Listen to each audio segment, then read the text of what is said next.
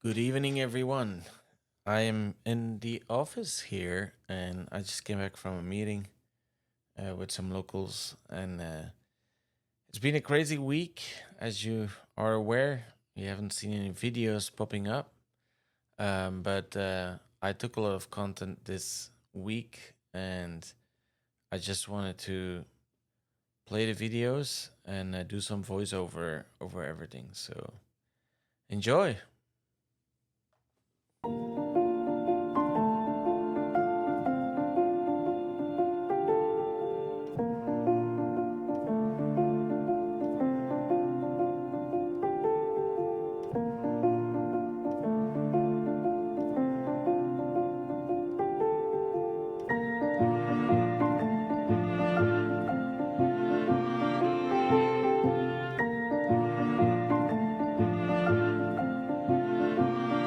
We're rushing to the property.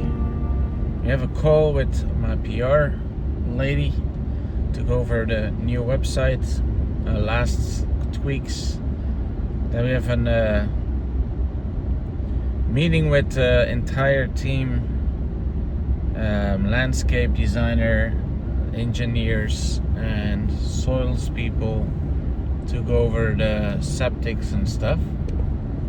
And in the meantime, we're working on some roads with wood chips and stuff that we're creating in between the two creeks. So try to make the area for the weddings nice for guests. So today we are meeting with the landscape designer, engineers, and Soul's team and contractor to check on all the septic fields and areas before the full master plan and site plan will be created. It was nice to see a whole bunch of people on property, and it really feels good to get this all started. Okay, we're in the manor house, and we're gonna start emptying the attic so we can start construction. The next month or so, we're gonna start emptying the house. So when the construction team comes in here, it's empty. Let's go. All right. So the first owner that renovated it said there was somewhere a handwritten text from possibly a soldier from the Civil War. And I want to see.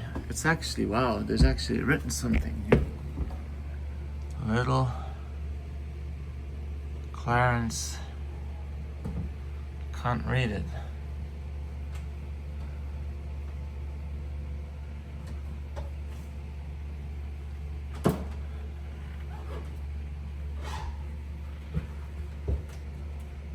$2,000, 1878 or 1820, 18.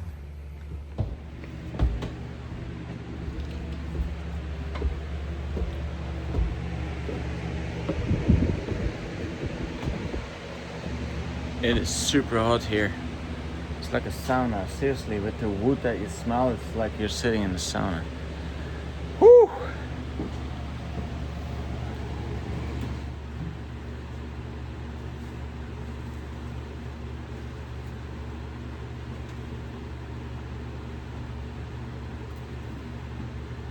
So a nice story about this attic is that in 1959 the property was purchased by John Chumley. It's a famous painter in the Shenandoah Valley. And since he had 4 kids and maybe not the budget to do the entire renovation of the manor house, he at least took it up to himself to put a new roof over the manor house to protect it from decay. And if that didn't happen at the time, we wouldn't have been here. This place was totally destroyed, but the woodwork is from a long, long time ago, probably even the 1700s, but the roof, the metal roof, was put on, not really sure when, but it was after 1959, so thank you, John Chumley.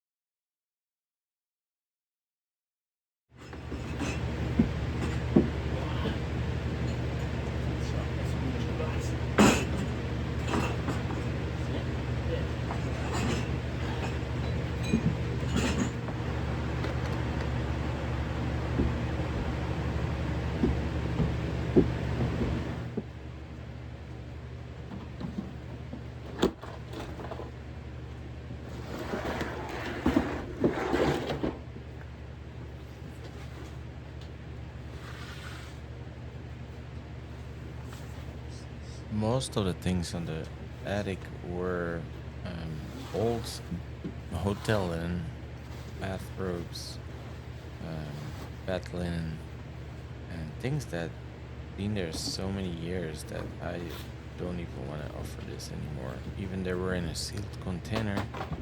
Um, a lot of empty boxes, and at least that corner where you're looking at right now was full of Easter and Christmas decoration.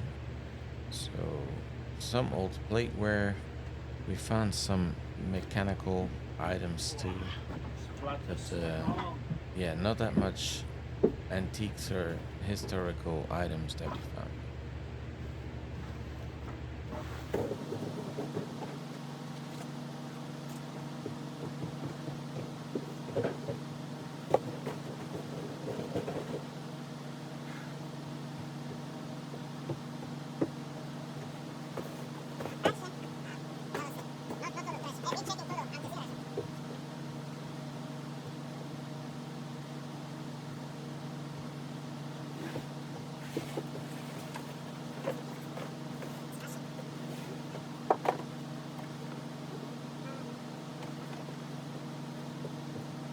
Okay, it's at least 100 degrees here, at least.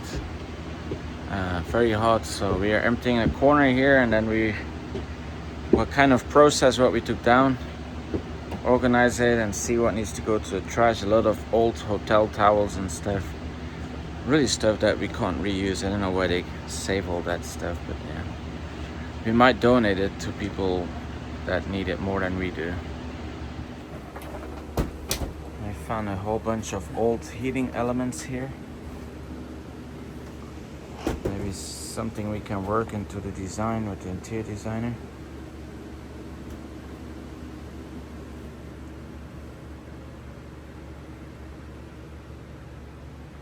A lot of dead flies, as you can see, everywhere. Okay, we empty one corner.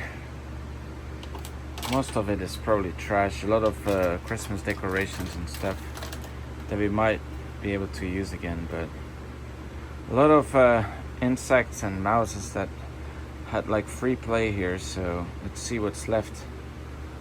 It's too hot to stay longer up here. We're going back downstairs and start organizing. And we have a meeting with a fence company out of Pennsylvania to see what a quote would be to fix the fence, and as well to look at a deer fence for the property. So we have him out. We're gonna go to the front of the property to wait for him, and then let's see it. Let's go. I think that's where they stuck it somewhere. Right. Or maybe, like you said, maybe it is the damage of the tree. Right. So first off, we don't do half rounds. We do full rounds. Yeah. Because they last longer. That's good. That's So, good. and you still want this, we call it a face board that runs up and down? And then, but then it will still be good for like 20 to 30 total. years, Okay. yeah. Okay. Yeah, your post will last 30, 40 years. Okay.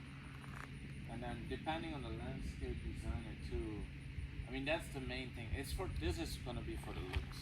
Okay. Mm-hmm. I want this to be like people come in and say, wow, great fence. And we might have a gate that opens up and stuff. Right. Better? So what do you think you'll do? It's Or is that dependent so it's on not price? for house. Right. It's a horse property over in Percival. They put LED lights Yeah, on the bottom solar of the power. top floor, Oh, okay. solar powered, and he was telling me they can. So here we are in the back of the property, where we're close to where the vegetable garden's gonna come. So as you see a fence in the back there, but that would be too low for deers. I mean, it will be too easy for deers to get in. So we need to either add fencing on top of it, but he just explained us that we're probably gonna have to go with all new fence 8 feet tall, so no deers can jump over, just to protect the crop and all the vegetables for our restaurants. The biggest thing is those line posts are in the ground 3 feet.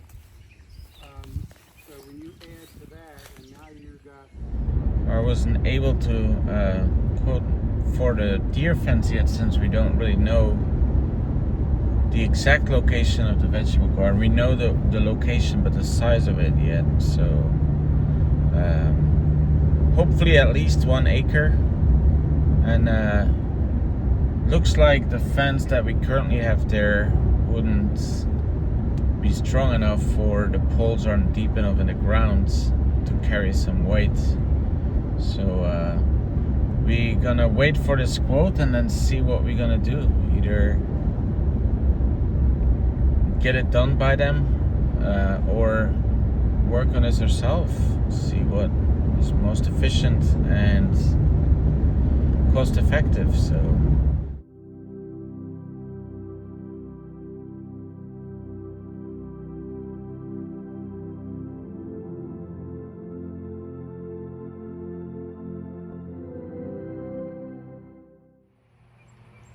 Today we're visiting a garden from a soon-to-be master gardener in Virginia.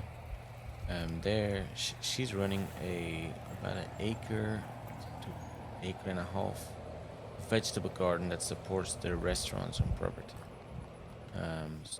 It's very educational for myself, but as well, that's exactly what I want to do for the community here, for our guests on property, and hopefully for the young kids around here too, to educate them on how healthy fresh vegetables are and how important it is to the future, so that we can help change what's currently being served in schools and stuff. It's kind of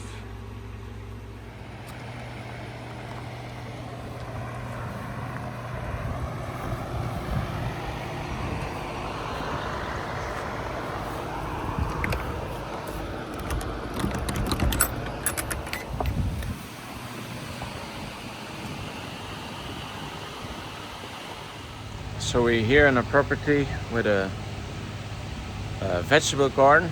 It's an inspiration for me as a chef, and good to see what they're doing. So what's possible for in our farm as well. Just came back from a meeting today, coming to quick check on the property before I'm going home. So it's a busy week. Thank you all for your support and subscribing to my channel. More content is coming next week. It's gonna get really busy soon, but I hope you enjoy the new pathway we created. Let's go!